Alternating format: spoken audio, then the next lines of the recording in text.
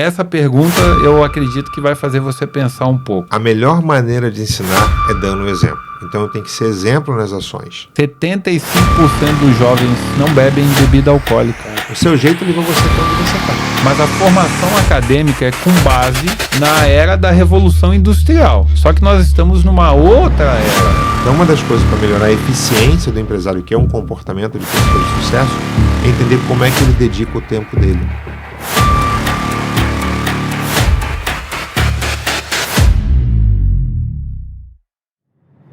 Conversas sem filtros, sem enrolação, para você que é brasileiro, empresário aqui nos Estados Unidos e quer escalar os seus resultados.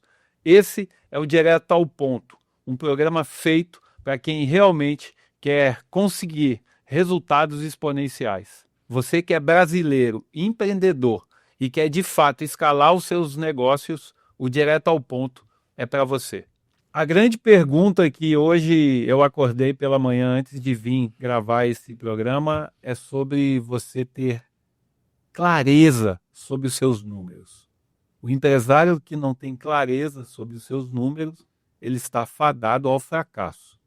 E é por isso que hoje, no Direto ao Ponto, sem enrolação, sem filtro, nós vamos conversar com um especialista em leitura de números. Você não maximiza aquilo que você não mede. O método por trás de resultados que realmente escalam, hoje, aqui no Direto ao Ponto, você vai entender como medir os seus números. Ele é consultor de empresas, empresário em série, construtor do método Maximize. Eu estou aqui hoje com um convidado muito especial e hoje nós vamos entender tudo por trás do jogo dos números no seu negócio. Quero apresentar para vocês um grande amigo, Márcio Rangel. Seja bem-vindo, Márcio. Obrigado, muito bom estar aqui direto ao ponto. É um prazer poder contribuir com o teu canal aí, poder ajudar no que eu puder de informações sobre números e sobre o empresário entender os seus números para dar os próximos passos. Muito bom, muito bom. Uma coisa que a gente sempre tem colocado como objetivo aqui no Direto ao Ponto, Márcio, é que de fato a gente possa trazer conhecimento, experiência, informações para o empreendedor brasileiro que está aqui nos Estados Unidos, né? Eu quero, antes de entrar no cerne da questão, que hoje o tema é esse, né? O erro silencioso que custa milhões. Antes de entrar no foco principal aqui do nosso bate-papo, eu quero que a turma conheça um pouquinho do Márcio Rangel. Conta um pouquinho da sua jornada. Eu quero começar lá no Brasil, tá bom? Nós vamos começar lá no Brasil, entender um pouquinho como o Márcio transicionou aqui para os Estados Unidos, mas o que aconteceu lá no Brasil para que você hoje estivesse sendo um consultor. Você já atendeu mais de 500 empresários aqui nos Estados Unidos. Então, de fato, o Direto ao Ponto é para pessoas como você, né? Pessoas que já fizeram resultados aqui na América e estão compartilhando todas as suas experiências. Conta um pouquinho lá do começo do Márcio, lá no Brasil. Márcio nasceu em 1970, na época da Copa do Mundo, em junho. Estávamos sendo tricampeões no Rio de Janeiro.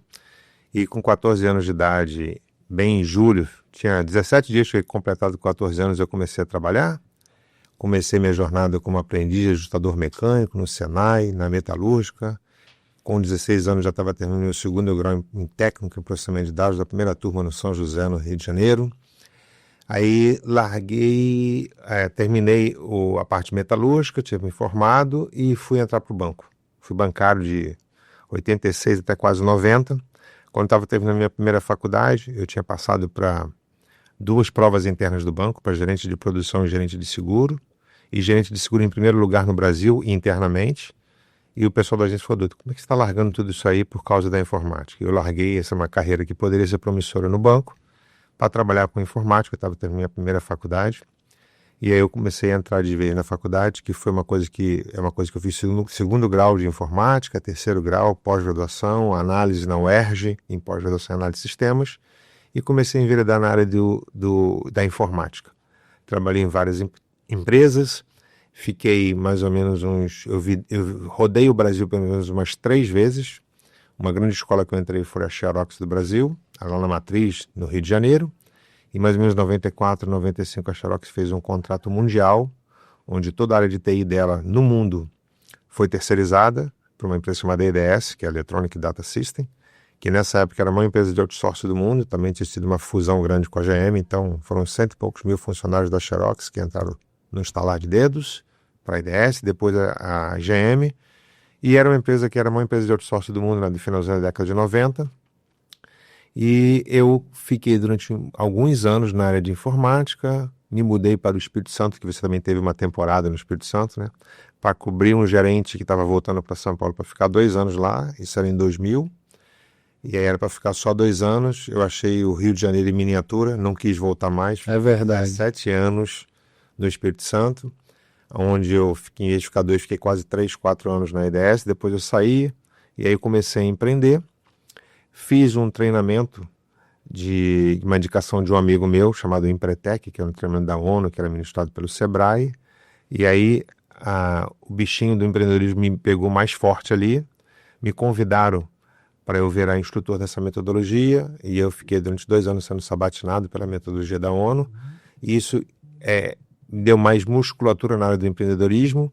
Eu já tinha montado alguns negócios na área de informática, depois eu montei uma joalheria durante alguns anos lá no Espírito Santo, e montei uma empresa de consultoria de treinamento, consultoria de informática, e comecei a migrar um pouco da informática para a área de negócios.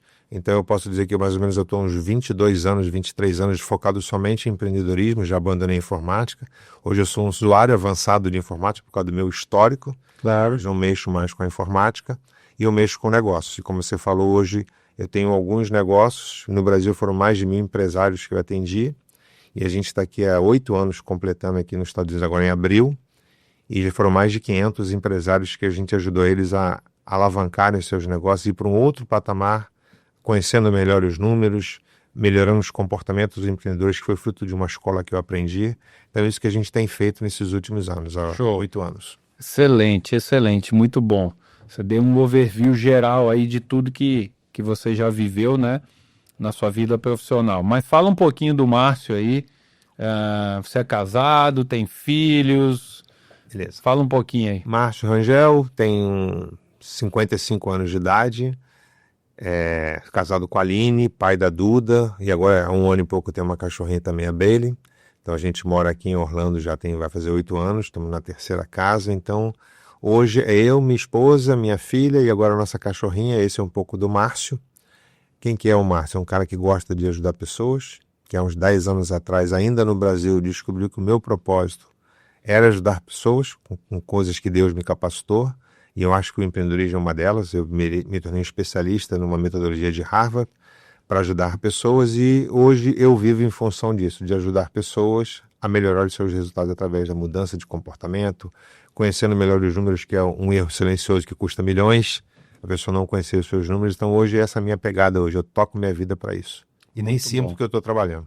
Muito bom, muito bom. Antes de continuar com esse episódio, deixa eu te dar um contexto rápido. Você está no Direto ao Ponto, um podcast criado para empresários brasileiros que estão nos Estados Unidos. Empresários que desejam crescer, alavancar os seus negócios, definitivamente prosperar aqui na América. Você que quer entender sobre mercado, entender sobre a melhor forma de tomar decisões, entender sobre o contexto político e econômico dos Estados Unidos, aqui é o seu lugar.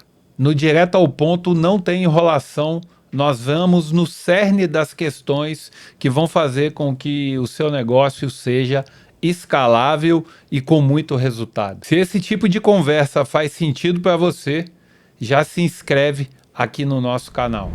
Bom, vamos lá. Você passou por centenas, né, milhares de empresários, você ajudou, obviamente você aprendeu muito também nesse processo. Eu queria que você falasse um pouquinho qual foi o momento que você percebeu que os números eram de fato o diferencial entre o fracasso e o sucesso de um negócio. Em que momento que essa chave virou na sua cabeça e você pensou assim, cara, as pessoas precisam cuidar dos dados, dos números. Conta um pouquinho, porque obviamente você deve ter percebido isso ao longo do processo de você ajudar os caras, né? Então fala um pouquinho dessa virada de chave e por que isso é tão estratégico para o empresário, principalmente aqui nos Estados Unidos. Isso aconteceu depois que eu tive uma cisão com um ex-sócio do Brasil e eu comecei a olhar para dentro, conversando com algumas pessoas, amigas, mentores, e eu fiz uma pesquisa quantitativa e qualitativa. Na época eu devia ter atendido uns 400 empresários só já, e eu fiz uma pesquisa com ele e mais de 56% das pessoas responderam à pesquisa. E nessa pesquisa, não para minha surpresa, mas ficou constatado que o que mais impactou o meu trabalho foi a evolução dos caras, entenderem os comportamentos dele, o que afeta o negócio e a clareza com os números. E os caras aprendem uma coisa que para muitas pessoas é um bicho de 7 cabeças. Deus, eu acho que me deu algumas orientações para transformar isso em uma coisa tão simples, que quando a pessoa passa por um treinamento, fala, mas é isso que é administrar uma empresa, é isso que é conhecer os... É isso, é simples. E as pessoas não vêem a simplicidade. Então, eu acho que uma das coisas que Deus me treinou, e eu fui treinado por várias pessoas também ao longo do meu percurso, é tentar transmitir isso com uma simplicidade. E a resposta dos empresários aqui dos Estados Unidos, até rodei a pesquisa em alguns empresários do Brasil também que eu ainda tenho contato, e foi unânime. Eles falaram, Márcio, mudou a minha cabeça, como eu evoluí como empresário e como ficou mais claro entender a empresa através dos números. Virou até uma palestra, aprender a ler a sua empresa através dos números. Então acho que foi há mais ou menos uns 3 anos para cá que veio essa constatação fruto de uma pesquisa que eu fiz com os meus clientes, quantitativa e qualitativa, e deu esse resultado. Eu falei, caramba, é isso aí. E é muito mais fácil, até para as pessoas me conhecerem, eu falar de uma dor que é latente para ela, que é a clareza com os números, que o que mais tem hoje é pessoas que misturam pessoa física, pessoa jurídica, mistura um bolso com outro. E é um fato, assim, alarmante. Mais ou menos, dos empresários dos Estados Unidos, mais de 90% mistura, ou misturava antes de me conhecer. Alguns aprenderam e alguns continuam errando nos erros, mas eu sinalizei. Mas eu não posso mudar o comportamento da pessoa, eu posso instigar para que ele melhore os comportamentos. Então, assim, foi muito mais fácil até para para me posicionar no mercado. Cara, as pessoas não sabem nem o que é comportamento empreendedor. Essa pesquisa é feita pela ONU, pelo pessoal de Harvard, mas todo mundo tem uma dor muito forte, que é não conhecer seus números, não sabe o seu ponto de equilíbrio, quando teve ROI, quando teve ROI, quanto precisa vender. São coisas bem básicas e não tinha essa informação. Então, mais ou menos uns 3 anos eu posso responder que virou essa chave, que é ali que é onde eu posso pegar mais pessoas e ajudar mais pessoas me posicionando numa dor que é muito latente.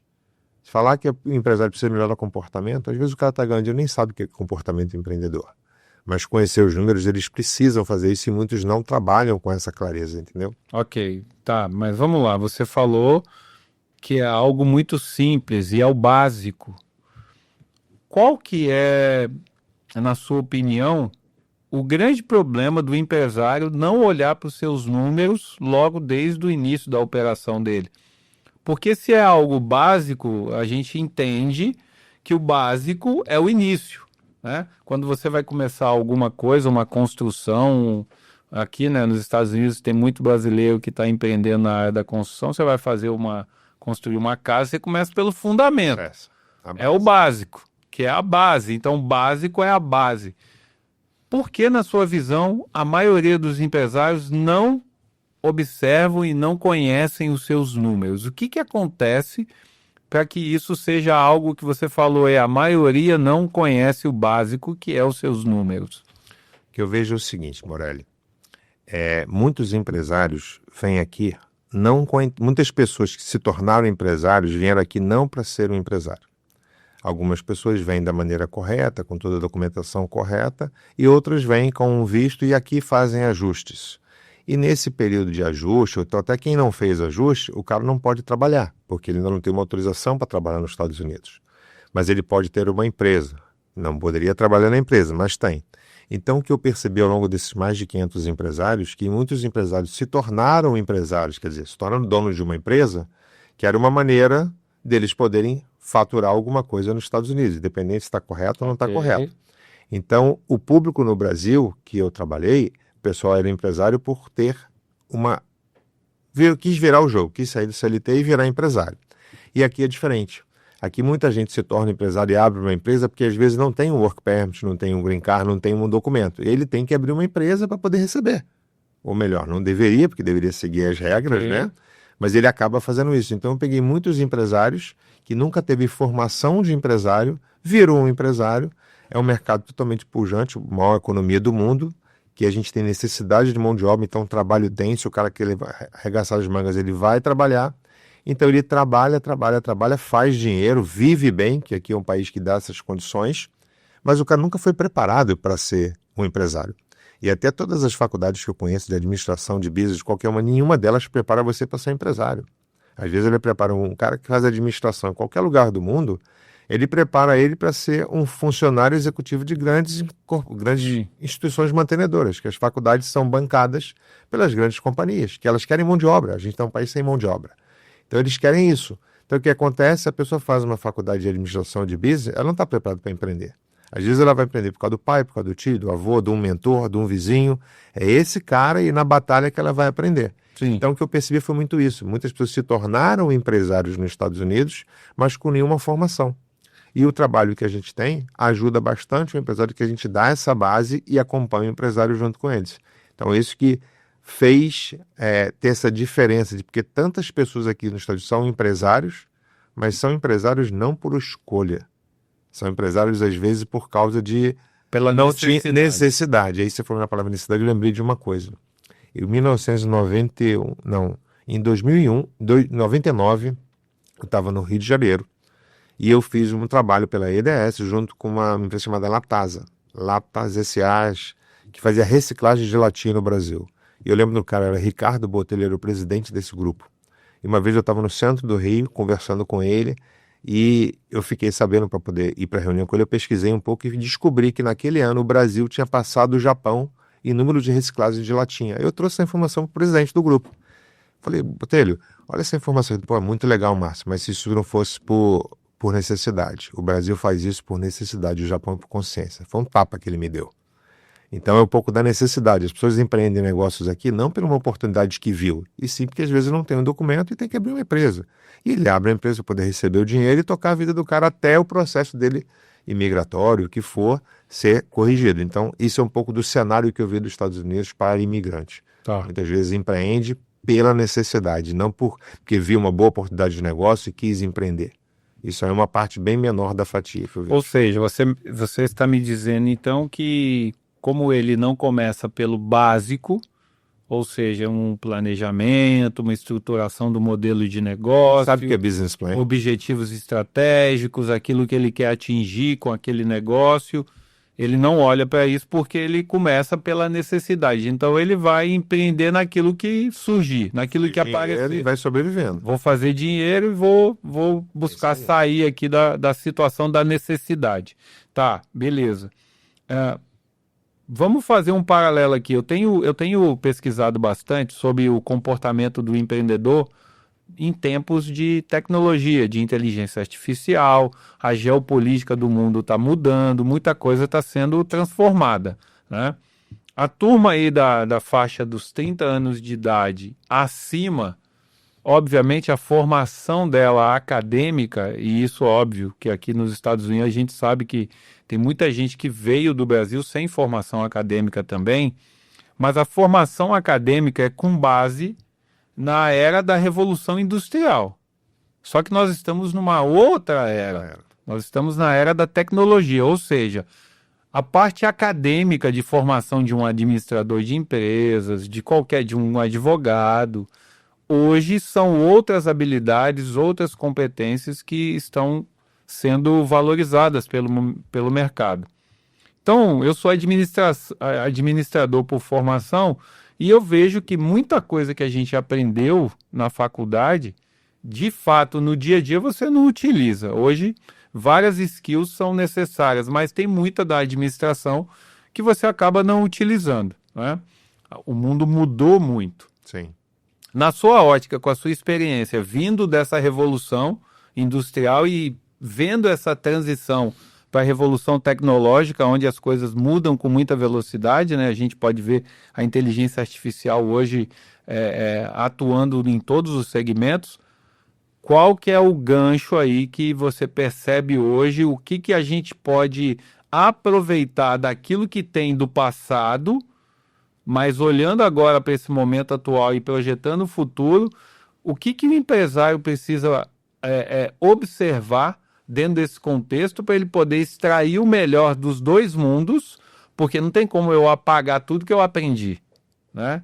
E resetar aquilo e começar tudo de novo. Então eu preciso pegar tudo aquilo que foi bom e que me ajuda, mas eu tenho que estar com o olho também no que está vindo de novo aí. Como que o empresário joga esse jogo agora na sua visão? Isso eu entendi a sua colocação. Antigamente a gente tinha uma informação que era colocada de uma maneira. Muitas vezes precisa ir para a faculdade para estudar. Hoje a gente tem todas essas informações de uma faculdade condensadas em algumas horas que você assiste. Eu vou É IA resumir. que ajuda. Eu vou resumir. Você falou claramente aqui. A formação acadêmica é para fornecer mão de obra para grandes companhias. Ou seja, existia na Revolução Industrial uma demanda de formação de gente para trabalhar dentro das indústrias, pegando Sim. a base da Revolução Industrial, que foi o que determinou todo o processo educacional daquele período e até pouco tempo atrás. Hoje não é mais assim, né? Hoje a gente sabe que mudou bastante. Então, o que pode ser utilizado daquele momento, dessa academia, desse modelo educacional que já está antigo, né? A gente já pode falar isso, para o que está vindo agora. Porque eu vejo um choque cultural muito forte e geracional, né? Porque mudou bastante. O que eu vejo assim, toda a parte do passado funciona até hoje, só que tem toda a inovação que mudou. Eu lembro da época da internet, na década de 80, que estava nascendo. Eu não imaginava que ia acontecer o que está acontecendo hoje. Porque eu vim da área de informática, comecei a estudar em 84 informática, então nem antes da internet tá difundida. Então assim, hoje a gente tem muito mais informação, mas tem que ter outras competências. Uma das competências que eu acho que é muito importante é saber identificar competências e botar as pessoas certas nos lugares certos. Então, o empresário hoje, a informação está acumulada em vários lugares. Hoje, com um clique, com uma inteligência artificial, você consegue pegar resumos que você demoraria horas ou dias para fazer. Você consegue, sabendo utilizar bem a inteligência artificial. Então, esse já é um dos pontos. A pessoa que não está ligada na internet, na IA, ela vai perder muito para o futuro, porque no futuro muitas coisas a inteligência artificial ajuda em otimizar em horas, dias de trabalho. Mas eu tenho que estar antenado hoje muito em achar as pessoas certas para colocar no lugar certo. Toda empresa tem uma estrutura organizacional que muitas vezes nem para para pensar, e eu tenho que achar as pessoas nos lugares certos. Hoje eu tenho mais ou menos 5 empresas, negócios diferentes que eu toco, e eu estava até, depois daquele futebol que a gente teve lá, e no dia anterior do Drift, eu estava escutando uma mensagem de uma pessoa, que ele falou muito de um livro, A Única Coisa. E eu viajei na terça-feira passada indo para Boca Raton, que eu ia atender vários clientes meus lá na semana toda, e eu fiquei escutando lá a única coisa, no livro. Foi quase 4 horas de livro, a única coisa. E eu falei, cara, eu tô com 5 negócios, como é que eu vou fazer uma única coisa? E no livro ele fala de uma empresa, de uma pessoa, que tinha um grupo, e botou o que ele poderia fazer a única coisa para o grupo, não apenas para um dos negócios que ele tem. E veio um insight para mim, na terça-feira retrasada, uns 10 dias, e está explodindo na minha cabeça até hoje. Que o que eu preciso fazer, a única coisa, é achar as pessoas certas para colocar na empresa. Se eu focar numa única coisa, que é achar as pessoas certas, todos os negócios que eu tenho, eu vou conseguir atender, colocar as pessoas certas e ir para um outro patamar em todos os negócios que eu tenho e, quiçá, oportunidades que venham surgir no futuro. Então, o que eu estou com muito na minha cabeça nos últimos 10 dias, tá? Estamos hoje, finalzinho de janeiro de 2026. Está muito forte. Eu achar as pessoas certas para eu colocar dentro do meu ecossistema e ajudar a complementar as deficiências que meus negócios têm. Porque eu sou deficiente em várias áreas e eu preciso achar as pessoas certas. Até para ter uma sociedade, para eu fazer um projeto em parceria, eu tenho que complementar competências. Então hoje eu estou muito na minha cabeça de achar as pessoas certas para os lugares que eu já tenho hoje. Boa. Então acho que isso é um bom gancho para o pessoal ficar antenado, botar a pessoa certa no lugar certo. Perfeito, muito bom. Eu concordo com isso. Acredito que nós precisamos ter gente boa, né? Temos que encontrar essas pessoas. E isso vai de encontro com a pergunta que eu já tinha colocado aqui para te fazer, né? qual foi o maior desafio que você enfrentou quando começou a trabalhar com consultoria empresarial? Como que, primeiro, essa transição que você falou sobre Empretec, aquilo mexeu em toda a sua estrutura, que você começou a olhar com uma outra perspectiva. Mas quais são os desafios que você enfrentou? Porque vamos lá, você encontra uma série de empresários que não começou pelo básico, né? Modelo de negócio, planejamento e tudo mais. Análise de mercado, pesquisa, entender. Dificilmente, né, a maioria dos empresários começa um negócio sem esses modelos, que é um modelo da era industrial e que funciona. Até hoje. Nós precisamos pesquisar o mercado, conhecer o mercado, entender quais são as fraquezas daquele mercado, as oportunidades, enfim, nós temos que ter uma visão ampla para que você possa ser mais assertivo na hora de agir, né? Encontrar o produto, o serviço certo, enfim. Mas hoje a gente tem a parte de tecnologia. As startups estão muito na questão de validação de testes, né? Então, a grande tendência é errar muito e rápido, até que você encontre o caminho. Ali e disparar. A única coisa, né? Mas, olhando para esse universo de ajudar empresários aqui, se você tivesse que relacionar 3 grandes desafios para ajudar a pessoa a se ajudar, né? Porque o consultor faz isso. Ele ajuda a pessoa, o empresário, a se ajudar. Quais seriam os 3 grandes desafios, assim, que você observa ao longo da sua experiência? Vou tentar pegar isso e te responder um pouco em cima das dores que eu vejo. Uma das coisas que eu vejo é que muitos empresários não conhecem os seus números e por isso eles não sabem ou ficam gastando mais tempo ou mais dinheiro por não estar tomando uma decisão em cima de dados. Então, se eu tenho as informações, elas me ajudam a errar menos. Então, já sei algumas informações. Então, um dos pontos seria você conhecer melhor os seus números. Um outro ponto, me repete a pergunta que você fez. Quais são os 3 desafios que você enxerga nesse processo de ser consultor empresarial e ajudar o cara a ter o resultado que ele precisa? É importante que o empresário conheça o que ele tem de bom e o que ele tem de ruim. Conhecer suas competências empreendedoras. Cara, eu sou muito bom nisso, mas nisso aqui eu sou quem?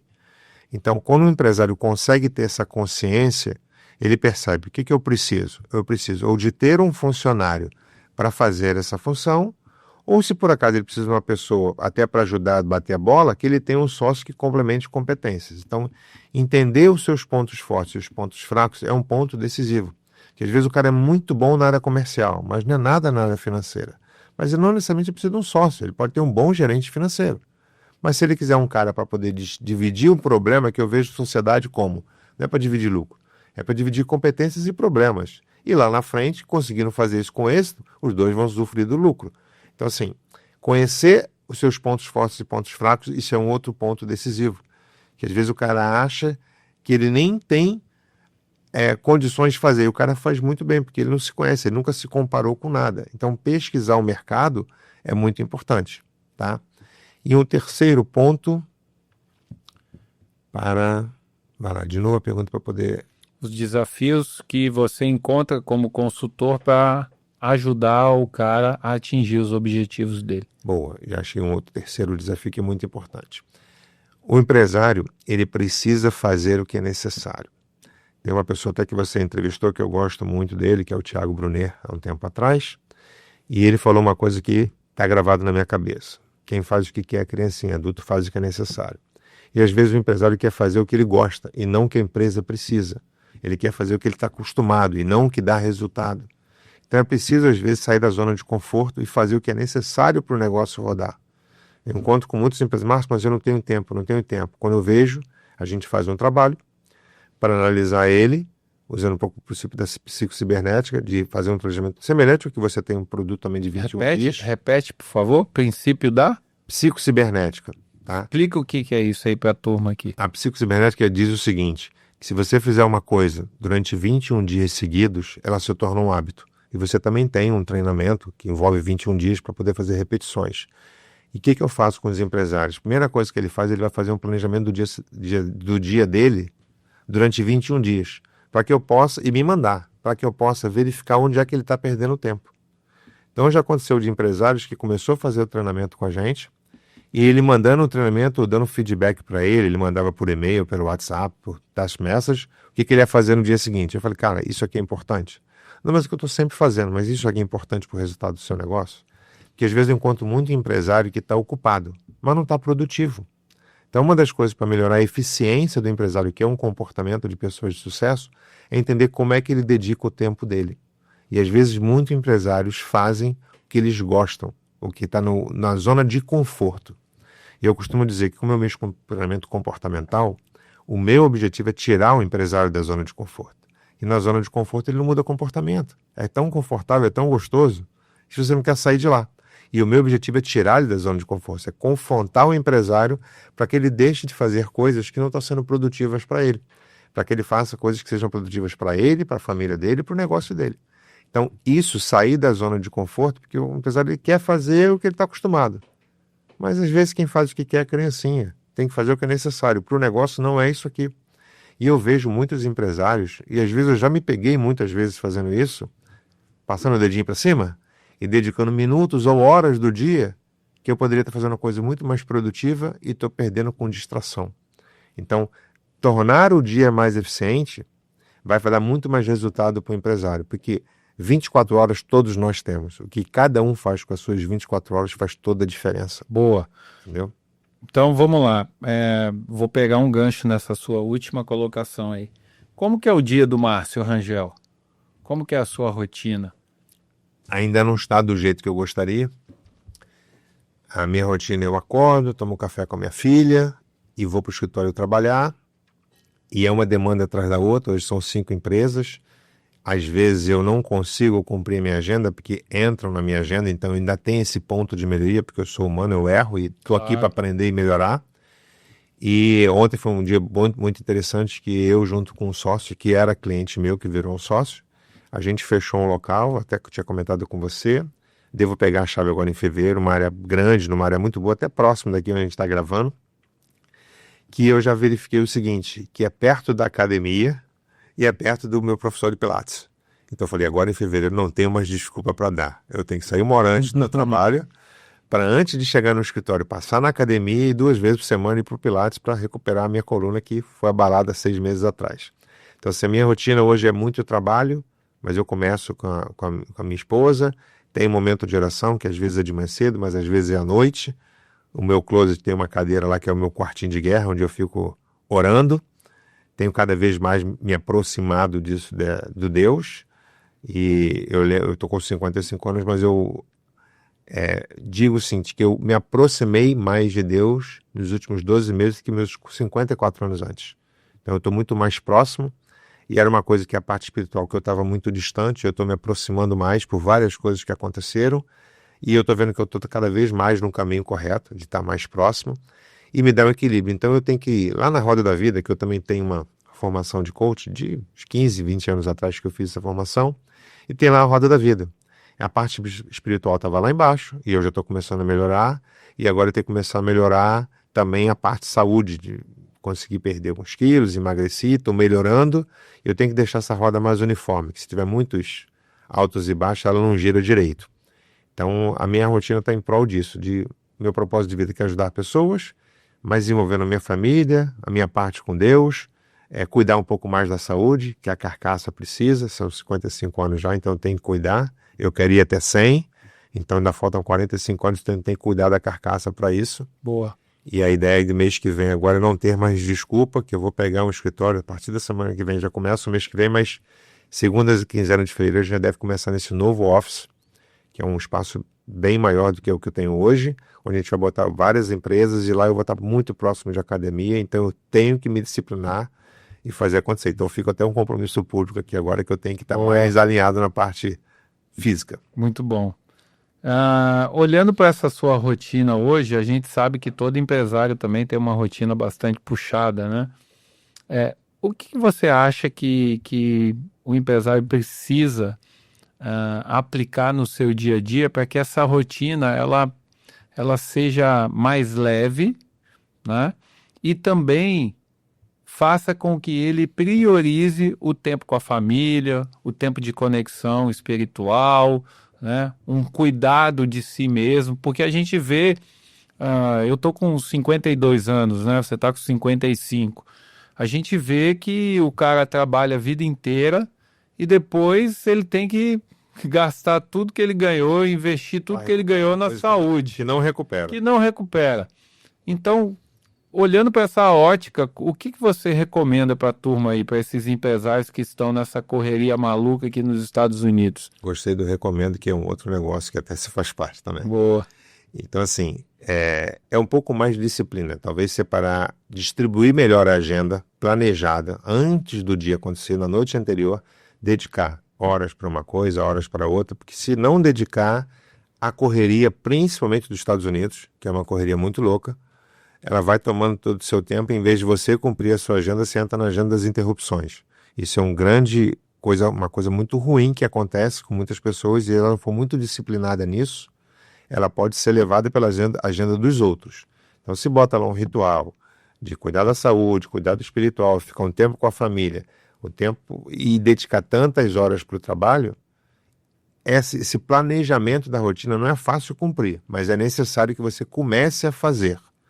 E o hábito vai transformando. Quanto mais você vai fazendo, mais você vai melhorando naquilo ali. Daqui a pouco, quando você perceber, talvez você esteja conseguindo separar todas as áreas e ter uma vida mais harmoniosa, porque senão fica só focado em trabalho. Quem não se atenta para as outras áreas pode ser engolido pelo negócio. E aí, o que mais tem é cliente te ligando para que você atender na hora, e às vezes não é importante. Às vezes é uma coisa que poderia ser resolvida com outra pessoa ou por um recado, e não diretamente parar tudo que você está fazendo para poder atender. Eu tenho um hábito que, quando eu estou numa mentoria com um cliente, às vezes para 1, 2 horas, meu telefone fica virado. Ele está aqui na mesa, mas está virado. Eu não atendo. Pode qualquer pessoa me ligar. E a minha família já sabe disso. Quando eu estou em mentoria com o cliente, aquelas 2 horas lá são sagradas para o cliente, porque ele está me pagando por aquilo. Eu tenho que dar essa atenção devida. Sim. Então, essa disciplina que eu tenho nesse momento, eu deveria ter nas 24 horas do meu dia. E às vezes muitos empresários não têm nem nesse momento de interrupção, quiçá no dia todo. E aí é demandado pelas interrupções. Alguém liga, vai lá, atende. Aí, em vez de planejar o dia, está fazendo uma coisa que não tinha nada a ver com o objetivo dele, fez por interrupção e o dia ficou ocupado. E não foi produtivo. Isso é uma grande diferença da pessoa ser ocupada e ser produtiva. E hoje que mais vejo gente ocupada. E poderia produzir melhor só em planejar melhor a agenda do dia seguinte. Ótimo. Já faz a diferença. Bom, vamos entrar aqui para um pouquinho no cerne do seu método, né? O MaxiBiz. Eu queria que você falasse um pouquinho para nós, a partir do momento que você criou, né? Eu acredito que você viu uma demanda, obviamente, você viu uma necessidade, você já estava fazendo o método sem ter formalizado. Eu acredito que todo método nasce assim. Conta pra gente aí qual é a essência desse método e como ele realmente ajuda o empresário a melhorar os seus resultados. Foram 2 coisas que aconteceram na minha vida que deu origem um pouco para isso. Em 1993, no Rio de Janeiro, um grande amigo meu, que é até sócio de uma das empresas hoje, que a gente está tocando, ele me indicou para fazer um treinamento. Eu indiquei para ele fazer um treinamento, ele fez o pai dele, que é um treinamento Dale Carnegie Training, um treinamento de relações humanas, baseado em 3 livros. Eu fiz isso lá no Rio de Janeiro, em 93, no Flamengo, que era baseado em um livro Como Fazer Amigo Influenciar Pessoas, Como Evitar Preocupações e Viver Melhor, e Como Falar em Público no Mundo dos Negócios. Eu tinha 23 anos de idade e foi um divisor de águas na minha vida. Eu me tornei uma pessoa melhor, aquilo ali. Eu fui convidado para ser assistente graduado, comecei, mas aí por causa das viagens da empresa de informática que eu trabalhava, eu não consegui dar continuidade e me formar um treinador daquela metodologia. Passaram-se 10 anos, em 2003, eu já morando no Espírito Santo, esse mesmo amigo agora fez ao contrário, ele me indicou o Empretec. Falou, eu fiz o treinamento, e eu tinha ganho todos os prêmios naquela semana de treinamento, que foi uma semana de imersão, onde a gente conheceu essa metodologia de Harvard, que trabalha os comportamentos empreendedores. Começou em 1960 com David McKillop, que era um PhD em Harvard. Ele começou essa pesquisa, eu fiz o treinamento, ganhei todos os prêmios, e as instrutoras, as que chamavam de facilitadores, me chamaram para virar instrutor. E foi um segundo momento, onde eu me tornei uma pessoa mais empreendedora. Então, esses 2 treinamentos me deram a base para o treinamento que eu tenho hoje. Já passei por várias pessoas que trabalharam comigo, ajudou a escrever o treinamento, e foi mexido lá no Brasil, vim para cá, criei o meu método aqui, com a realidade dos Estados Unidos, já tem um monte de coisas, inclui coisas, tirei coisas, e ele está sempre mudando, sempre melhorando, porque não adianta, o que funcionava 20 anos atrás não funciona hoje. Perfeito. Você estava comentando da tecnologia, que é totalmente diferente hoje. Então a gente está hoje aqui com um produto, e é mais ou menos uns 3 anos atrás, esse produto virou uma esteira de produtos, então a gente tem como entrada esse produto, mas tem uns 6 ou 7 produtos que a gente trabalha em conjunto, que o empresário faz, ele conhece os comportamentos empreendedores de uma pesquisa feita por Harvard, a pedido da ONU, só que às vezes no período que a gente está trabalhando, Márcio, eu não consegui implementar tudo, só que eu não quero largar você, aí a gente criou outros produtos para dar continuidade. Então, o empresário fazendo um treinamento, não quer dizer que ele vai ficar 6 meses ou um ano comigo. Ele pode ficar enquanto estiver sendo interessante para ele. E a gente vai estar dedicando para ele toda a atenção para que ele vá mudando de nível. Então, às vezes, um cara que está... Por exemplo, ontem eu estava com o meu contador, que hoje virou meu contador, era um cliente há 2 anos atrás, há 3 anos era um amigo, virou meu cliente, hoje é meu contador. E ontem a gente estava fechando a mentoria, que ele quer mais 2 anos de mentoria. Então ele vai ficar até final de 2027 comigo, porque o que a gente está trazendo para esse contador está alavancando muitos resultados. Então a gente está fazendo mentoria. Então hoje começou com um produto e há uns 3, 4 anos atrás virou uma série de produtos. Isso apenas de um negócio que é a Escola de Empreendedorismo. E fora as outras coisas que acontecem. Tá. Se você está tirando valor real dessa nossa conversa, já faz o seguinte: ative as suas notificações, se inscreva gratuitamente aqui no nosso canal. O Direto ao Ponto é para você, empresário, que quer definitivamente crescer no mundo dos negócios aqui nos Estados Unidos. A sua inscrição é muito importante para nós. Nos auxilia a manter toda a estrutura funcionando para contribuir cada vez com o maior número possível de empresários. Se você tivesse que resumir em 3 pilares o seu método, quais seriam? Você me faz pergunta difícil, Morelli. 3 pilares. Primeiro, comportamento empreendedor. Clareza com os números. E uma visão ampliada de negócios. Porque o cara melhorando o comportamento, tendo mais clareza dos números, ele enxerga o mundo dos negócios de uma forma diferente. Ele consegue fazer muito mais, preparar e às vezes até estar preparado para entrar em outras oportunidades que aparecem na vida dele. Por quê? Ele melhorou os comportamentos empreendedores, ele entende os números, sabe o que está dando ROI e o que não está dando ROI. E se ele for entrar num outro negócio, caso aconteça algum convite, uma oportunidade, ele está mais preparado para entrar nesse novo negócio, sabendo que ele tem umas competências, o outro sócio tem que ter outros, ou funcionários tem que ter. Então, acho que seriam esses 3 pilares: comportamentos empreendedores, entender melhor os números e ter uma visão mais ampla de negócios. Perfeito, muito bom. Eu concordo com isso. Acredito que realmente esses 3 pilares contribuem bastante, né? É verdade, na sua concepção, aqui é uma pergunta de opinião, tá? É verdade que muitos negócios crescem e o cara não sabe por quê, ou seja, ele está no escuro?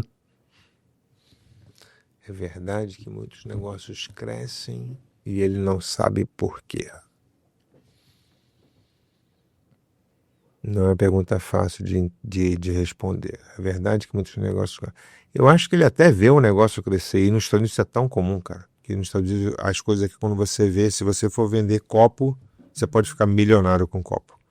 Então, assim... E literalmente, não sei se você conhece um resort que tem aqui na 535 do Evermore. Não conheço. Acho que a maior piscina da Flórida, um resort. Só dar uma pausa para depois eu voltar para a pergunta.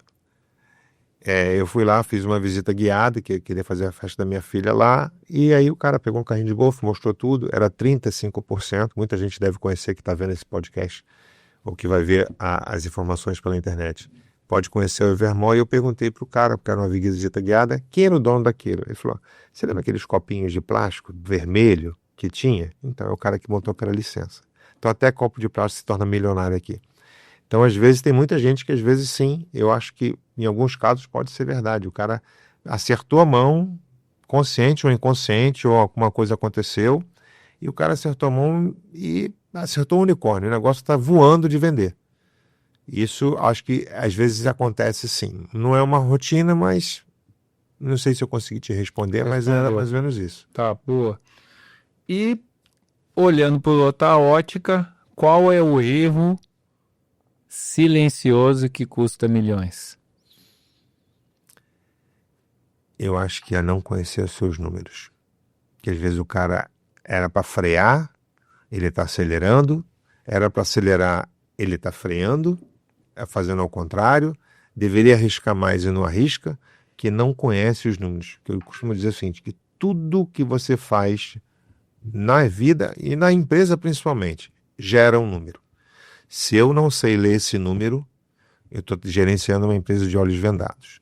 Eu não sei se um produto tem uma margem boa. E às vezes eu tenho um produto que tem uma margem excelente e uma com uma margem pequena. Por eu não conhecer e ser apegado a um número, eu vou e dou foco num outro produto. E tem um caso de uma cliente minha lá do Brasil, que ela tinha uma loja, que eram duas irmãs, tinha uma loja de comida congelada, de lasanha, vários pratos de massa congelada, e elas eram apaixonadas por uma lasanha verde que eles tinham. E eu lembro que todas elas tinham o mesmo preço de venda. E a lasanha principal dela era a lasanha bolonhesa, que era a que mais dava margem, era mais famosa, mas elas adoravam a lasanha verde.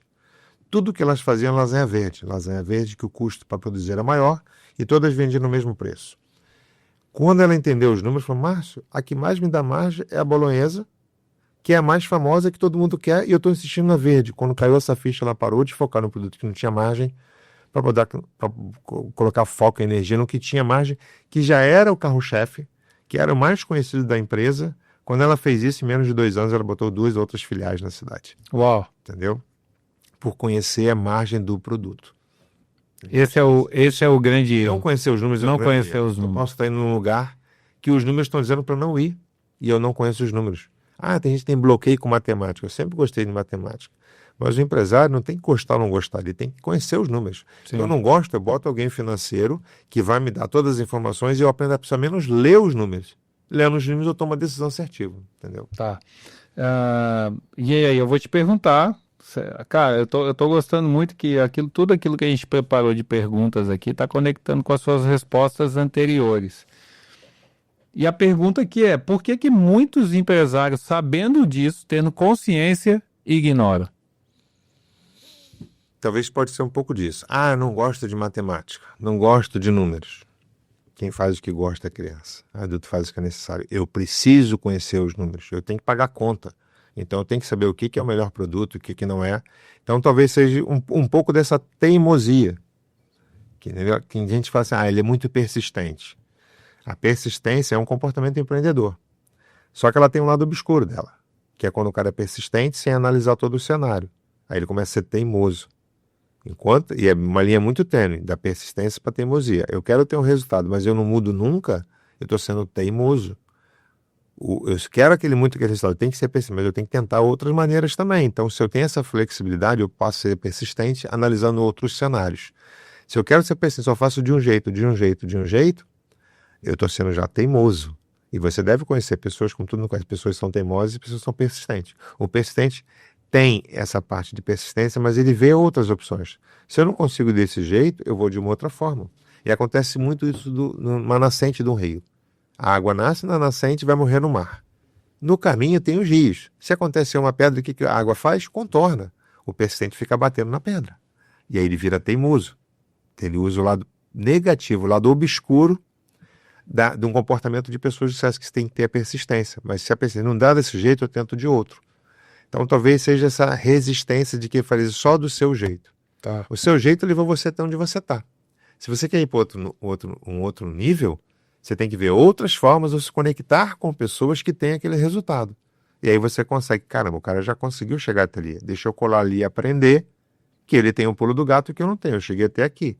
Se eu quero subir num outro nível, eu preciso estar conectando com pessoas e estar perto de pessoas que chegaram onde eu quero. Entendeu? Tá. Essa questão da persistência e da teimosia, ela é algo muito inerente e acontece muitas vezes, né? porque o cara, ele tem um objetivo e ele se torna um obstinado. O problema é que ele, na maioria das vezes, ele acredita que o processo de repetição, e isso é um fato, vai fazer com que ele se torne melhor e, obviamente, ele vai conseguir ter o resultado dele. Então, a repetição das ações leva o cara a atingir seus objetivos. Entretanto, Isso aí. a validação das ações precisa ter clareza, né? E, óbvio, você precisa analisar os números para poder ter essa clareza. Vai fazer com que ele fala, não, essa ação aqui não adianta eu ficar repetindo que não vai dar o resultado que eu quero. E às vezes olhar para o lado, olhar para o time, que às vezes o time tem a solução. Boa, Eu não escuto o meu time, que às vezes o time tem uma solução lá de chão de fábrica. boa. E eu utilizo o expertise do time que vive aquilo ali, cara, eu posso ajustar um grauzinho aqui. Nesse 1 grau o negócio deu certo. Mas do Perfeito. jeito que tá, tô batendo a pedra. Eu vou te interromper porque a próxima pergunta tem a ver com isso. Liderança e cultura. No seu trabalho com os empresários, o que você vê como o maior desafio do ponto de vista de liderança, principalmente quando a empresa sai daquele eu empresário, né? Eu que estou tocando e agora eu cresci um pouco, então eu começo a contratar um cara, contrato outra pessoa, contrato mais um cara para números, um cara para a logística, e aí eu que era um excelente operacional, estava tocando ali até onde eu conseguia, Sozinho, eu nosso sozinho, tô dando show, só que agora eu preciso liderar, capacitar, treinar, gerenciar dados, enfim. Nesse momento, qual que é o desafio do empresário? E aí esse treinamento que eu fiz em 93, que me tornou a melhor pessoa, o melhor ser humano, o melhor filho, amigo, tem a ver, porque é você entender um pouco de pessoas. Que você, como você estava falando, a empresa está na minha mão, eu dou show. Eu comecei a crescer, eu não consigo equilibrar todos os pratos, eu preciso botar pessoas. Aí volta lá na única coisa que eu estou querendo achar, as pessoas certas. Então qual é o grande desafio que eu vejo para o empresário? A melhor maneira de ensinar é dando um exemplo. Então eu tenho que ser exemplo nas ações. Então, se eu tenho que chegar no horário, eu tenho que ser a primeira pessoa. Tudo eu tenho que liderar pelo exemplo. Eu tenho uma filha que está com 16 anos. Se eu fizer tudo certo, talvez ela copie alguma coisa. Faz uma coisinha errada, ela vai usar aquilo e vai jogar na minha cara, mas você também fez. Então, a liderança tem que ser muito pelo exemplo. E quando eu começo a crescer ao ponto de meu braço não dá mais, eu saio da empresa para virar um empresário e ter pessoas, eu tenho que achar as pessoas certas e colocar nos lugares certos. Volta para aquele papo inicial lá que eu tive, que a única coisa agora é achar pessoas. O que eu vejo no desafio para o cara? Ele tem que se desenvolver quanto líder. Ele tem que conhecer o seu perfil de liderança. Ah, mas eu não quis... Cara, para você ficar do seu tamanho, até aí tudo bem, você dá conta. Quer subir de nível, tem que se preparar mais. Então tem que voltar a estudar, voltar a participar de treinamento. Não pode parar de estudar nunca. Eu me formei muito cedo, fiz 2 faculdades, uma pós-graduação. Eu com 20 anos terminei a primeira faculdade, 21 eu terminei a primeira pós-graduação. Então, o pessoal, você começou muito cedo, eu comecei cedo. Sabe quanto que eu parei? Nunca. Até hoje eu estou estudando. Sim. Estou investindo em mentoria, investindo em treinamento, em cursos. Porque hoje eu sou uma pessoa melhor do que ontem, mas eu sou pior do que amanhã.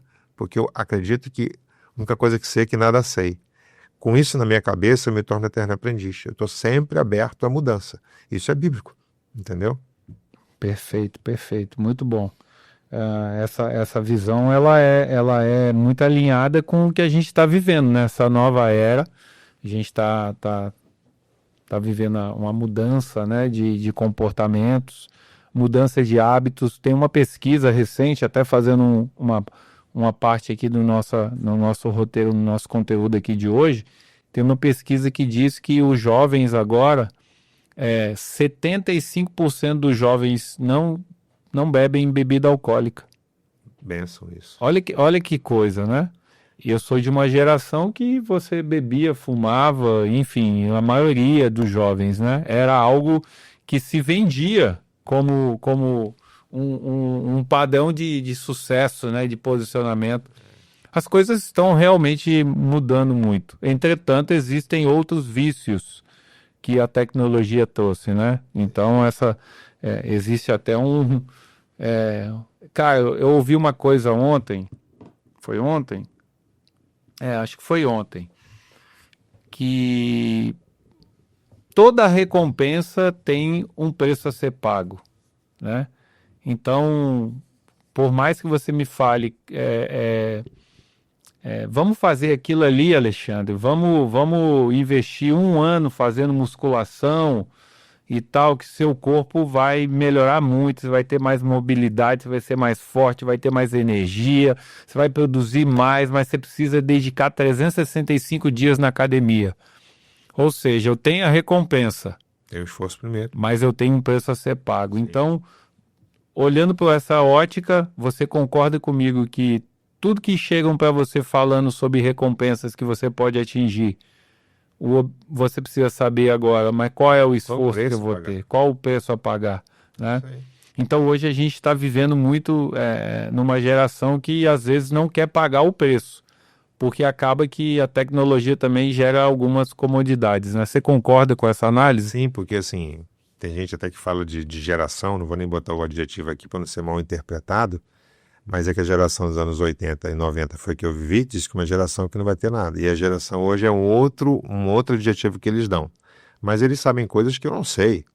E eu sou menino perto dos caras. Pegar alguns garotos de 20, 25 anos, 30 anos, os caras conhecem tudo de mercado digital, que eu sou old school. E eu sou menino nessa parte. Então tudo tem um lado bom e o lado que não é tão bom, né? Então a geração tem muito mais acesso. Eu lembro que na minha época, para estudar alguma coisa, eu ia na biblioteca da escola e pegava as Barças. Se perguntar o que é Barça para um jovem, hoje ele nem sabe o que é Barça. Aquelas enciclopédias que a gente tinha para poder pegar a informação. Hoje, eu já vendi Barça, cara. Então, é uma outra realidade. Então, assim, eles estão à frente de alguns pontos e atrás de outros. E é um balanço. E a gente saber aproveitar essa onda. O que eles têm de bom que eu posso aproveitar? E, infelizmente, ele tem algumas coisas que eles precisam aprender. Não sei se vão aprender ou não, mas a vida vai ensinar, entendeu? Quanto mais a gente se prepara, mais a gente consegue ser beneficiado lá na frente. Mas você falou uma verdade. Toda recompensa tem um preço a ser pago. Às vezes vem rápido, porque você já está se preparando há muito tempo. Às vezes você nunca se preparou, então você vai ter que pagar um preço maior para poder ter aquilo, entendeu? É mais ou menos isso aí. Eu vi também, eu até tenho que dar o crédito aqui para o Alfredo Soares, da G4 Educação lá do Brasil, que ele mostrou um gráfico de esforço, né? Que se você se esforçar duramente por 5 anos no início da sua vida, você vai ter 50 anos de liberdade. E se você não se esforçar em 5 anos da sua vida, você vai ter 50 anos de prisão, né? Ou seja, o esforço realmente direcionado, assertivo, ele vai te dar, a longo prazo, um conforto, né, do ponto de vista financeiro, profissional, melhor. Olhando por essa ótica, o empresário que está aqui nos Estados Unidos, que precisa conhecer os seus números, precisa ajustar os seus comportamentos, seus hábitos, enfim, e precisa começar a liderar melhor o seu time. A gente sabe, anteontem eu estava conversando com um empresário, ele fatura 2 milhões por ano aqui nos Estados Unidos, e ele falou que o grande desafio dele é no relacionamento interpessoal com o time dele. E aí eu te pergunto, Márcio, com a sua experiência de já ter ajudado aí mais de 1.500 empresários ao longo da sua jornada aí, diretamente, né, e durante um tempo considerável, porque às vezes a gente, né, escuta grandes números, né, ajudei mais de 500 mil empresários, aí é com um curso online, né? De 6 meses a 1 ano dentro da empresa. Que é diferente. Agora, você ajudar 1.500, 2.000, 10.000 pessoas, né? Ali no dia a dia, né? Por exemplo, eu fiquei ao longo dos meus 25 anos na área de gestão de negócios, em telecom, governo e tal, e diretamente eu impactei e liderei mais de 10.000 pessoas no dia a dia. Então você caminhou junto com os donos de empresas, viveu a realidade dentro da empresa. Essa pergunta eu acredito que vai fazer você pensar um pouco. Eu não sei, eu não vejo dificuldade, mas eu sei que é uma ótica, de cada pessoa ter uma ótica. Cultura de um lado e processos do outro. A gente sabe que cultura é o que é feito, né? Não é o que é dito que tem que ser feito, mas é o que é feito. Isso é a verdadeira cultura. e processo é como eu quero que seja feito. Então, o que é mais importante? Uma cultura forte ou processos bem desenhados? Eu acho que tem que ser um misto dos dois. Tem que ter a cultura e ela tem que ser bem desenhada. Se eu boto uma cultura e os processos não são eficientes, eu vou ter todo mundo alinhado culturalmente, mas o negócio não produz, não gera ROI, não gera negócio porque os processos são ineficientes. Eu acho que tem que ter um pouco dos dois. Implementar a cultura e o desenho de processo é uma coisa que não para nunca, que ele está sempre em processo de melhoria.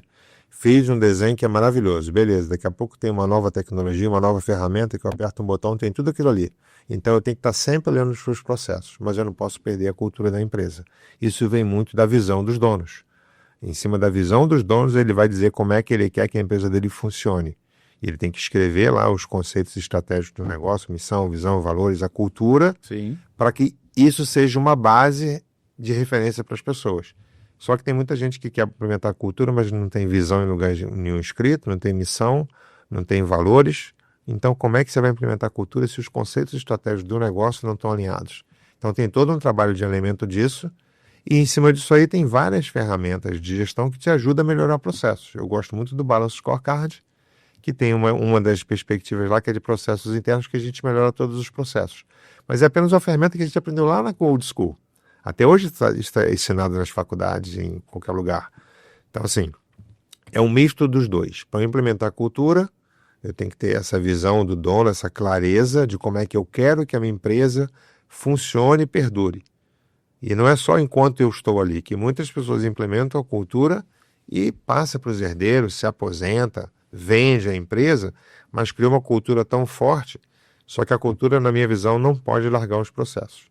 Tem que ter uma ramificação, tem que ter algum elo entre eles, que uma coisa, eu ajustei alguma coisa na cultura, por algum motivo, alguma conduta, tive que ajustar, isso tem que refletir no processo. E às vezes o processo pode dar uma informação nova que eu possa ajustar aqui. Eu não vejo que serão duas coisas engessadas, são importantes, mas elas têm que ter uma correlação. Uma pode influenciar a outra, se for para o bem do negócio, para o bem do empresário, para o bem da família, da empresa como um todo. Ótimo. E olhando para esse contexto, né, da cultura, de processos, de liderança, de números, né, comportamentos, o que você julga ser uma verdade no âmbito macro de um negócio, mas que é muito impopular, ou seja, normalmente o empresário não gosta de confrontar essa verdade? Eu acho que tem uma coisa que todo negócio precisa, não vive sem, e por algum motivo, em alguns momentos, e olha que eu vim de uma escola que é a Xerox, que na década de 80 tinha o maior sistema de vendas do mundo. Eu utilizo muito um livro, Pai Rico, Pai Pobre, do Robert Kiyosaki, que ele fala que em um determinado momento da vida dele, ele foi entrar para a Xerox para aprender a vender. E eu lembro que no Brasil eu tinha um vizinho que ele tinha um golzinho da Xerox, que era um luxo ser vendedor da Xerox. Só que a parte de venda que todo negócio tem que ter, talvez tenha sido mal rotulado ao longo dos anos. Tem muita gente que fala que não gosta de vender. Se você não gosta de vender, você nunca vai ser um empresário de sucesso. Que venda é inerente a qualquer negócio. Então, acho que talvez a venda seja uma coisa que eles rotularam de uma maneira um pouco pejorativa. Ao ponto de eu ter escutado na minha juventude, vai fazer isso, se nada der certo, você vai virar vendedor. Como se o vendedor fosse uma coisa ruim. Eu lembro quando eu estava no Rio de Janeiro ainda, fazendo faculdade, tinha uma universidade que tinha implementado um sistema de odontologia, eu trabalhava no Banco Real ainda na época, e o cara que vendeu todas as 80 cadeiras, era o consultório completo. E era grande o consultório antigamente, na década de final de 90, final de 80. O cara vendeu 80 cadeiras para a universidade. Esse cara ganhou quase 4 salários meus do ano. 4 anos de salário meu de banco por vendedor. Eu falei, cara, vendedor é muito bom. O cara conseguiu fazer essa venda para a universidade de 80 consultórios para poder botar ela up and running, funcionando com a parte de odontologia da faculdade.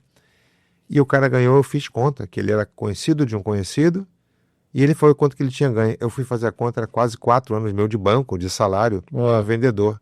Falei, e qual é o maior salário de qualquer negócio? É o vendedor. Tem vendedor que ganha mais do que o presidente da empresa. E às vezes é uma coisa que eles botam no lado pejorativo. Ah, se nada der certo vai virar vendedor. Não! A gente se vende o tempo todo. A gente se vende para namorada, para o namorado, para o marido, para a filha, para a comunidade. A gente se vende o tempo todo. E às vezes a pessoa usa a palavra de venda com uma maneira pejorativa. Isso eu acho que é um grande erro. Venda faz parte do processo do ser humano, principalmente no negócio. Então, se o empresário quer tocar um negócio, mas tem essa ojeriza à venda, ele, se não mudar o comportamento, ele vai ficar travado, porque ele não vai querer vender. Ele não vai gostar de pessoas que vendem, porque ele tem essa trava, esse bloqueio. Então, isso tem que ser rompido, que venda faz parte do negócio. E ninguém para vender melhor o seu negócio do que o dono. Mas depois que você implementa cultura e processo, você pode treinar pessoas para que façam a venda para você não virar empregado do seu negócio. E sim ser dono de um negócio, até para que um dia possa sair do negócio, fazer um valuation do negócio, antecipa um dinheiro futuro, vende um negócio, e aí que os grandes bilionários estão aí. Tem uma frase muito legal que o Flávio Augusto falou há uns 8 anos, que é um cara que eu admiro, que ele é campeão em vendas, o cara foca nisso o tempo todo. Que ele falava o seguinte, eu abro um negócio para vender. E até quando eu vim para os Estados Unidos ainda não tinha essa cabeça. Era um conflito que dava. Quando eu entendi a parte do equity, tem uns 5, 6 anos, eu falei, caramba, eu estava perdendo tempo. Eu queria ser dono do negócio. Então o grande negócio que os bilionários, aí já é outra roda, lá em cima, que eles fazem, eles abrem o negócio já pensando na saída. Já abre o negócio pensando no êxito dele. Em que momento que eu vou vender, eu tenho que preparar a empresa para isso. E ali eles fazem muito dinheiro. Ainda mais tecnologia. Tecnologia, você pode pegar o teu EBITDA e multiplicar por muito, um número muito grande. Então, faz muito dinheiro quando você pensa dessa maneira. E o que é isso? Você está preparando uma empresa com processos, com pessoas, com tudo corretinho, um produto que seja escalável e que não dependa de você. E uma coisa que caiu muito a ficha é o seguinte, quanto mais um negócio depende do dono, menos valor ele tem no mercado. Quanto mais dispensável o dono é da operação, mais o negócio dele vale. Que alguém vai querer comprar. Ninguém vai comprar um negócio de um empresário que ele é o dono, que ele faz tudo. Eu boto um monte de dinheiro na mão do cara, quebrou o negócio, que o cara vai pegar e vai curtir a vida, e quem é que toca o negócio? Tudo depende dele. Então isso foi uma virada também de chave, de preparar uma empresa para vender. Então volta nesse ponto, que eu acho que é um ponto que muita gente tem um conceito errado, que é a parte de venda. Perfeito. É venda. Perfeito. E essa é uma grande verdade que é conflitante para muita gente, porque tem muita gente que não se enxerga como um vendedor. Mas né? se vende para o namorado, se vende para a vende namorada, o se tempo vende para todo. a família, mas acho que tem uma coisa pejorativa. Está se vendendo errado, então. Né? Porque acaba que não acredita que é um vendedor, não é intencional e acaba vendendo menos. A palavra é boa, intenção. Tem que ser intencional. Intenção, essa é a palavra. E eu concordo totalmente com essa verdade aí ela é conflituosa para os empresários, né? Porque às vezes o cara cria um negócio excelente, tem um produto muito bom, um serviço muito bom, uma logística boa, um marketing excelente, mas ele não vende. E aí o negócio não anda. Lembra que a liderança começa pelo exemplo? E eu tenho uma frase que eu digo o seguinte, o que você faz fala tão alto que o que você diz ninguém escuta. Eu vou até repetir essa frase. O que você faz fala tão alto que o que você diz ninguém escuta. As pessoas vão pelo teu exemplo, não pelo que você fala. Boa. Um exemplo. Você falou no passado, bebi e fumava. Eu sempre bebi socialmente, mas nunca botei um cigarro na boca. Imagina se eu falo para minha filha, Duda, não fume. Fumar faz mal à saúde. Qual é o exemplo que eu estou vendo? Ela está vendo ou tragando um cigarro? Entendeu? Então, a melhor maneira de ensinar é dando exemplo. E o que você faz, fala tão alto que o que você diz ninguém escuta. É verdade. Tem que ser exemplo. Boa, muito bom. Para finalizar, nós temos alguns rituais aqui no GE a Tal Ponto, tá bom? O primeiro é sobre legado. Eu quero que você conta para nós aí qual é o legado que você quer deixar para os empresários através do seu trabalho, da sua metodologia. Cara, o que eu quero deixar de legado é que eu consiga contribuir para a vida deles e que eles possam expandir muito o seu negócio. Eu ter passado pela vida de alguns empresários e o que aconteceu ano passado, eu estava num show em Miami do Thiaguinho E aí minha esposa foi no bar, a gente estava numa área que era uma área que tinha acesso VIP, e ela foi no bar pegar bebidas pra gente. Aí quando ela voltou, ela me viu com um casal de amigos, que eu até estava com eles semana passada, num evento, e aí ela viu a gente abraçado, chorando. Aí ela chegou com as bebidas, o que vocês estão fazendo chorando aqui? E estavam os três chorando. E eu até me emociono aqui. Aí o que eles estavam falando? Nós estamos aqui agradecendo ao Márcio pelo como ele mudou a nossa vida há 4 anos atrás.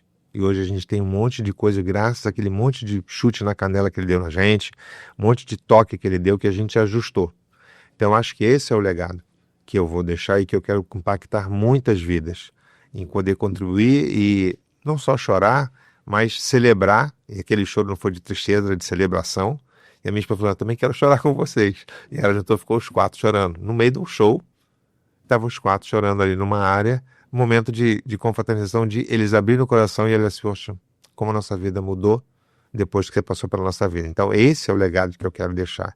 Então quanto mais pessoas eu conseguir fazer isso, eu estou achando que o meu objetivo aqui na Terra foi cumprido. Boa. O que você precisou abandonar de crença? Uma crença que você precisou abandonar para se posicionar como esse cara que vai deixar esse legado de ajudar empresários a transformar a sua realidade. Uma crença que eu tenho uma crença que eu estou desbloqueando, que é a mídia digital. Que eu sempre fui muito old school e eu ainda travo ainda de vez em quando para pegar um telefone e fazer uma gravação. Mas uma das crenças, repete a pergunta, Maíra. Uma crença que você precisou abandonar para se tornar esse Márcio consultor e que ajuda milhares de empresários. Eu, com uma cliente aqui dos Estados Unidos, ela me passou uma vez uma coisa chamada escala de frequência de David Hawkins, que eu até, o próprio Pablo Marçal, ele fala muito sobre frequência. Eu tinha estudado isso há uns 7, 8 anos atrás, e eu percebi que muitas pessoas têm frequência muito baixa. Que eu costumo dizer, eu aprendi com um mentor meu do Brasil, que ele dizia o seguinte, coisas boas contagiam, coisas ruins contaminam. Eu tenho que ficar perto de pessoas que falam coisas boas. Ninguém quer ficar perto da pessoa que reclama o tempo todo. Então uma das crenças que eu rompi é que às vezes me distanciar de algumas pessoas que não me agregam em nada. Ah, mas às vezes é familiares. Tudo bem, mas se você quiser ir para outro nível, você vai ter que pagar esse preço. Não vou deixar de ser amigo, primo, tio, sobrinho, nada disso. Mas tem algumas pessoas na nossa vida que às vezes não estão na mesma frequência. E não é que ela conscientemente, mas se você ficar muito preso a algumas dessas pessoas, ela vai te puxar para baixo. E essa escala de David Hawkins, ela tem quanto maior você expande, você aumenta. E quanto mais você contrai, você vai lá para baixo. Lá para baixo é a raiva, é a culpa, um monte de sentimentos ruins. E o máximo dessa escala de David Hawkins é o ômega, é Deus, é lá em cima, o cara está aceitação, amor. Então, quanto mais você sobe a sua frequência, melhor. Então, uma das coisas que eu tive que romper é entender isso, que algumas pessoas foi muito bom na minha vida, mas ficou lá para trás. Não quer dizer que se eu viajar, encontrar, não vou tratar da mesma maneira. Eu vou, mas não é a pessoa que vai estar comigo agora. Que eu tenho que estar... Um grupo de pessoas tem que estar comigo sempre, que é a minha família, que é a minha base. Mas todo mundo que estiver comigo agora, a gente tem que estar subindo essa frequência. Alguns são da família, uns são amigos, outras pessoas que eu não conheço, mas alguns têm frequência muito baixa, eu tento levantar. Eu tenho sócios hoje que eu fico dando na canela dos caras direto, porque eu aprendi muito sobre facilitação e confronto direto com o empresário. Então eu consigo, às vezes, dar um chute na canela e o cara ainda me agradecer. E eu já fiz isso aqui nos Estados Unidos, faço com sócios que eu tenho no Brasil. Cara, para com isso aqui, olha que está te levando a lugar nenhum. E eu dou na canela com força. Porque até nos meus treinamentos eu falo assim, no primeiro dia, quando a gente vai começar um novo grupo, eu olho para a cara de cada um e falo, não estou vindo aqui para fazer amizade com ninguém. Eu estou aqui para ajudar a melhorar o seu comportamento. Então, desde já eu já peço perdão a cada um de vocês. E vou olhando para o olho de cada um na turma, às vezes 20, 30 empresários.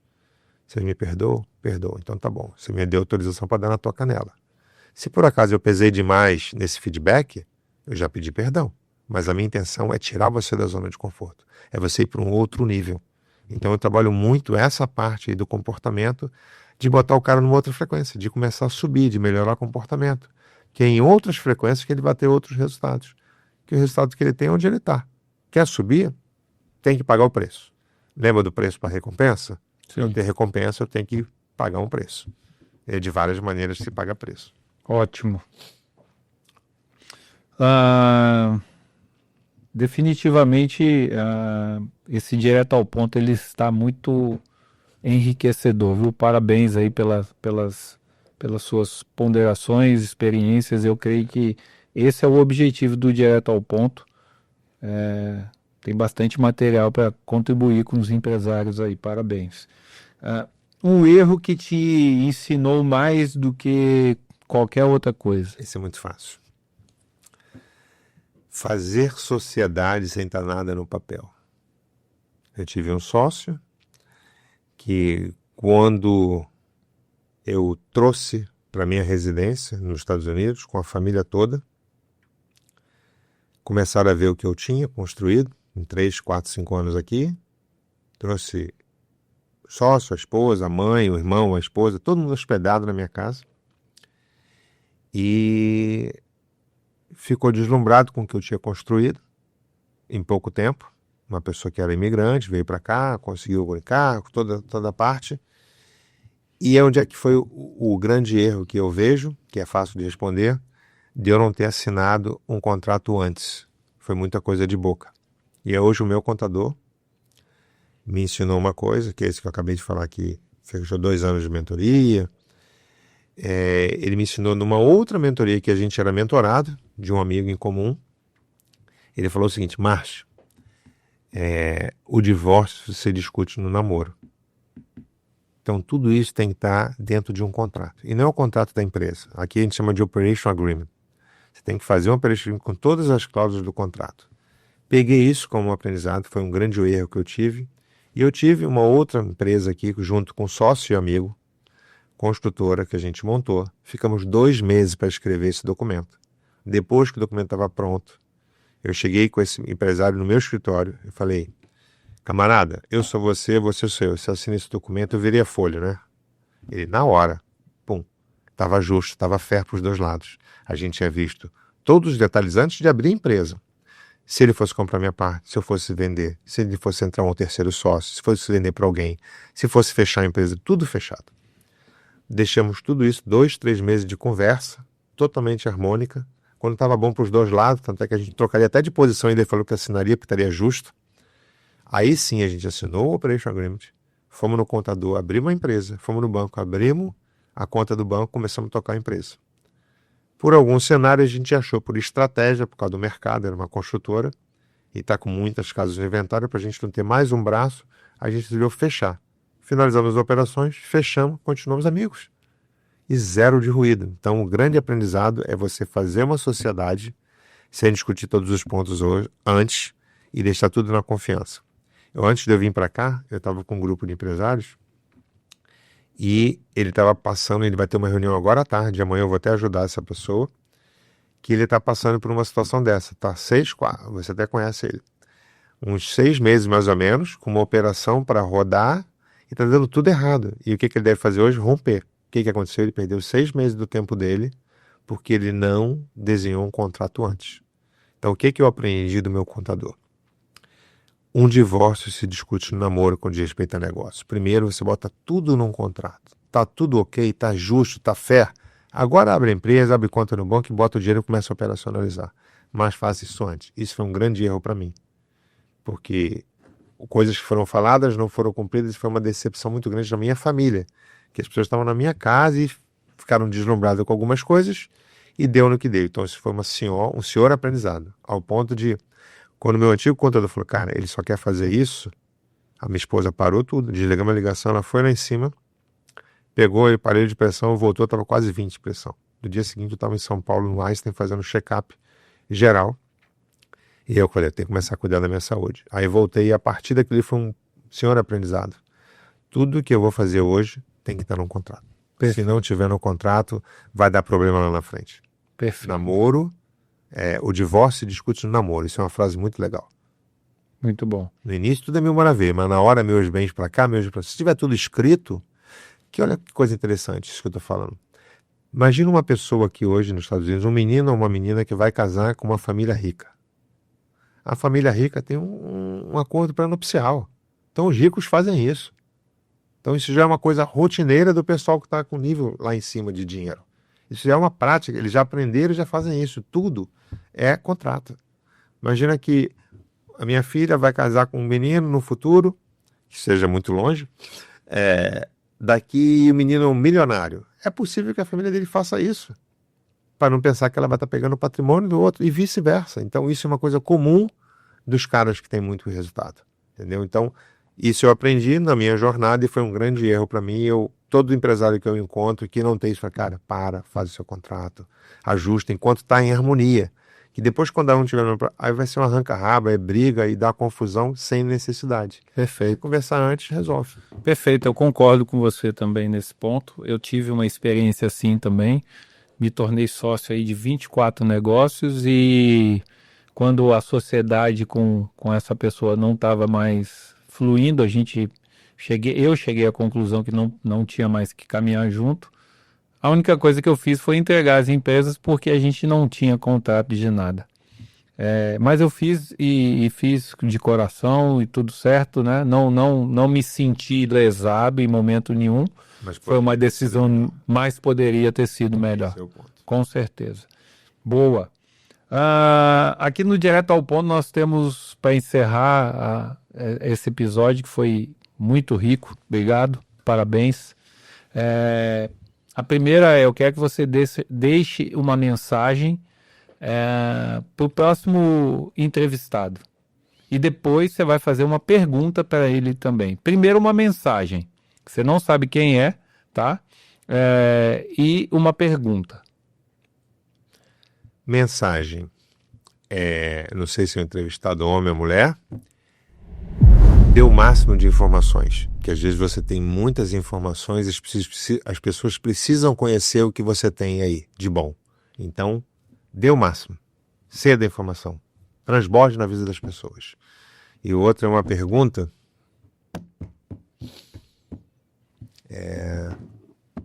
o que você, entrevistado, pode fazer para ajudar pessoas, dentro da sua especialidade? Anota aí e joga para o outro. Ou para outro, não sei. Muito bom.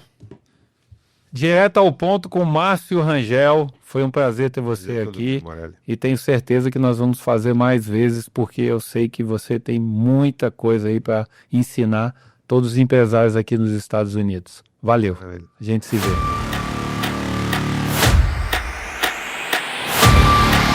Se você chegou até aqui, provavelmente essa conversa fez muito sentido no seu jogo. Você que é empresário, está aqui nos Estados Unidos, empreendendo, brasileiro, imigrante, você sabe que nós temos inúmeros desafios. E você não está sozinho nisso. Somos milhares de brasileiros aqui na América. E nós precisamos fortalecer a nossa comunidade. O Direto ao Ponto tem esse objetivo: trazer informação, conhecimento, entendimento sobre negócios, geopolítica, tecnologia, economia, direito. São conteúdos que vão de fato impactar o dia a dia do empresário aqui nos Estados Unidos.